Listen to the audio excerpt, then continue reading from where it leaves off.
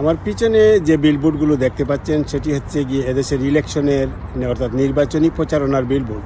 এটি বিভিন্ন প্রার্থী যারা আছেন, যারা যেটি লাল দেখতে পাচ্ছেন সেটি হচ্ছে লিবারেল পার্টি, সবুজ আকারের যেটি দেখতে পাচ্ছেন সেটি হচ্ছে কনজারভেটিভ, অন্য একটি ইয়েলো কালারের একটি বিলবোর্ড নিশ্চয়ই দেখতে পাচ্ছেন, এই যে ইয়েলো কালারের সেটি হচ্ছে গিয়ে এনডিপি। এটি এদেশের দুইটি বড় দল, সেটি হচ্ছে গিয়ে কনজারভেটিভ পার্টি এবং লিবারেল পার্টি। এই দুইটি দলের মধ্যেই মূলত প্রতিদ্বন্দ্বিতা হয়।